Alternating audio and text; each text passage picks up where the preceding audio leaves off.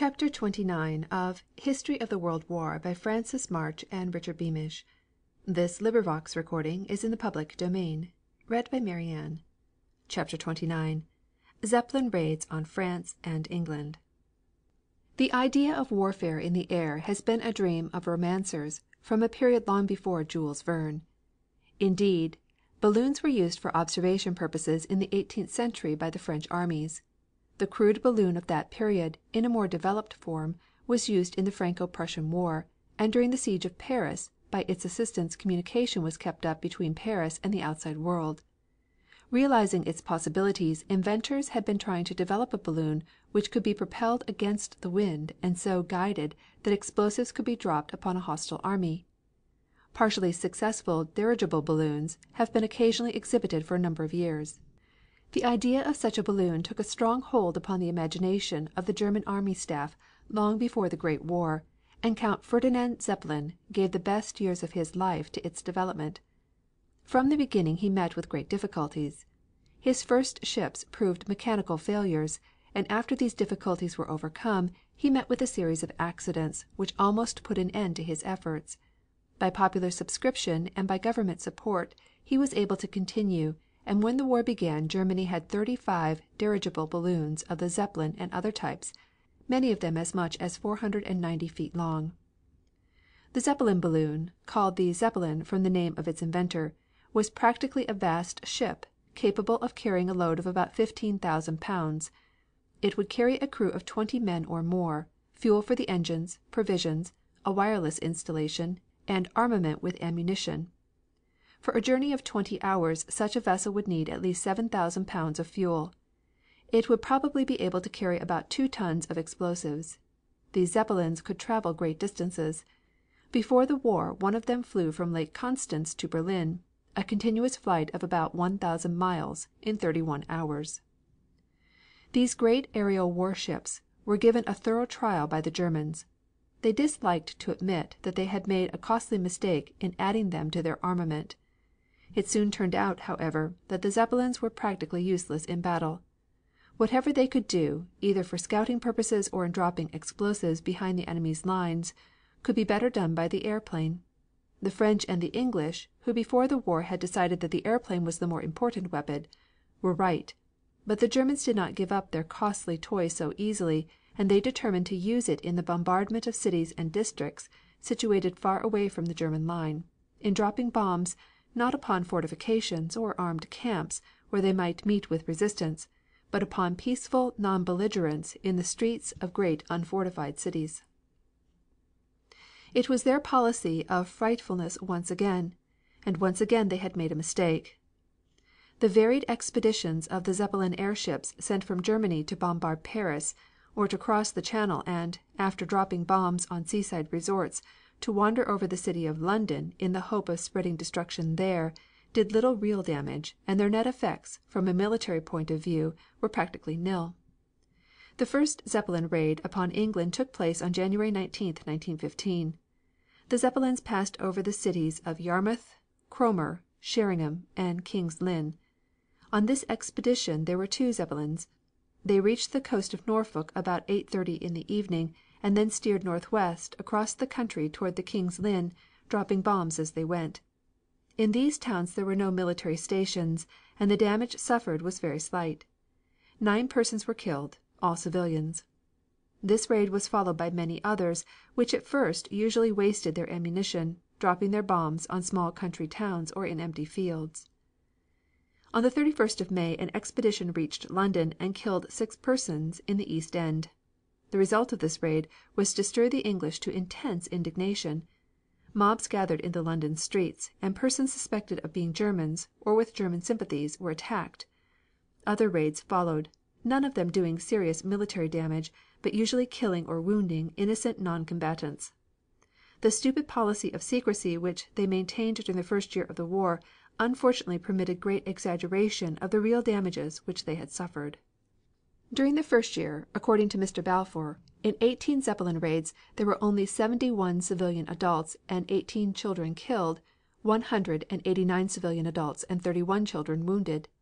No soldier or sailor was killed and only 7 wounded. In France similar attacks had been made on Paris and Calais. On the 20th of March 2 Zeppelins dropped bombs on Paris, but Paris, unlike London, was a fortified city, and the sky soldiers were driven off by the anti aircraft guns. The French also devised an efficient method of defense. On the appearance of an airship great searchlights flashed into the air and the enemy was made at once a target, not only for the guns of all the forts, but also for airplane attack. In order to attack successfully a Zeppelin it was necessary that an airplane should attain a position above the enemy. For an airplane to rise to such a height time was required, as the airplane rises slowly. The French therefore devised a scheme by which two or more airplanes were kept constantly circling at a very great height above the city. Relays were formed which relieved each other at regular intervals.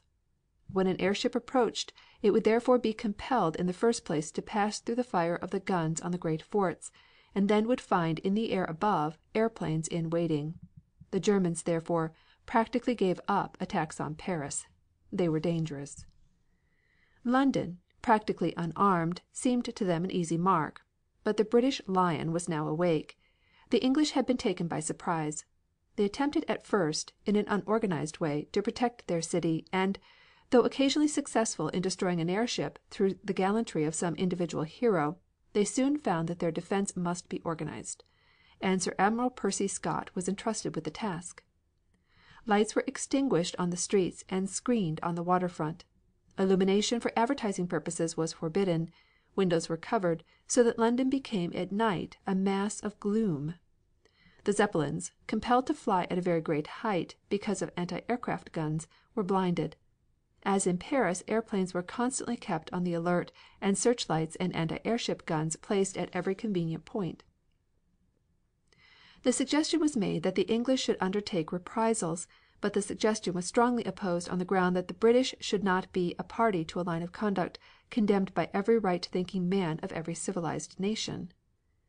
The effect of the English improved defenses was soon obvious, when the German expeditions began to lose airship after airship.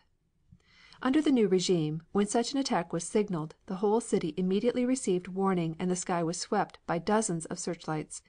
Safe retreats were ready for those who cared to use them, but ordinarily the whole population rushed out to watch the spectacle. Airplanes would dash at the incoming foe. The searchlights would be switched off and the guns be silent to avoid hindering the aviators. Then would come the attack, and Zeppelin after Zeppelin would be seen falling, a great mass of flames, while their companions would hurry back across the Channel. Even there they would not be safe, for many an airship was brought down on English fields or on the waters of the sea. The Germans, however, did not confine their policy of frightfulness in the air to the performances of their Zeppelins. Before the Zeppelins had crossed the Channel their airplanes had visited England. On Christmas Day, 1914, an airplane attacked Dover, doing, however, no damage.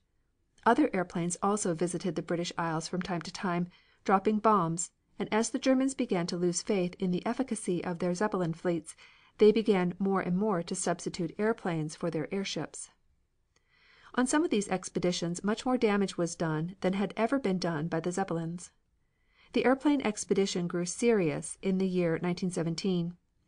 Between May 23rd and June 6th of that year there were 5 such aerial attacks. The airplanes could not only move with greater speed, but with better direction. An attack on May 25th resulted in the killing of 76 persons and the injuring of 174, the principal victims being women and children. This was at the town of Folkestone, on the southeast coast. In this attack there were about 16 airplanes, and the time of the attack was not more than 3 minutes. Scarcely any part of Folkestone escaped injury. The attack was methodically organized. 4 separate squadrons passed over the city, following each other at short intervals. It was impossible to tell when the attack would end, and people in shelters or cellars were kept waiting for hours without being able to feel certain that the danger had passed. It was probable that one of the motives of these raids was to keep at home fleets of English airplanes which might be more useful on the front. Indeed, many Englishmen, alarmed by the damage, urged such a policy. But the good sense of the English leaders prevented such a mistake from being made. Pitiful as must have been the suffering in individual cases, the whole of the damage caused by the German frightfulness was but a trifle as compared with the usefulness of the English air fleets when directly sent against the German armies. Nevertheless, every squadron of German airplanes sent to England was attacked by British aviators, and in those attacks the Germans suffered many losses.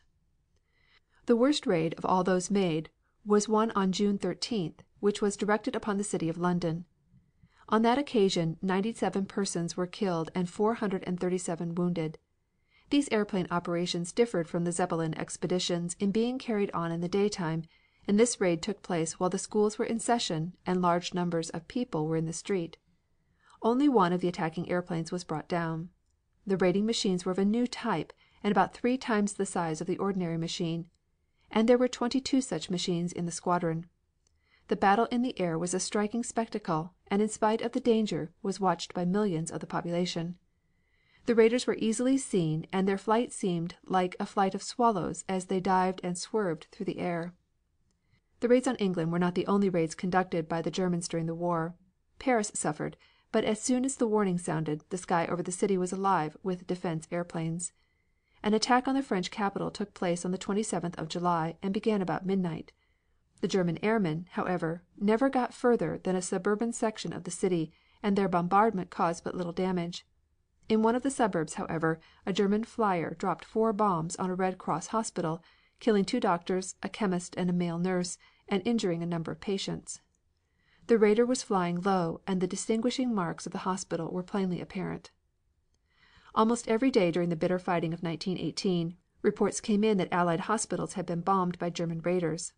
Attacks on hospitals were, of course, strictly forbidden by the Hague Convention, and they caused bitter indignation.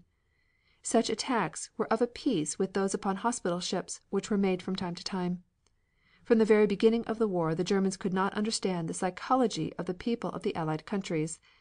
They were not fighting with slaves, ready to cower under the lash, but with free people, ready to fight for liberty and roused to fury by lawlessness. End of chapter 29.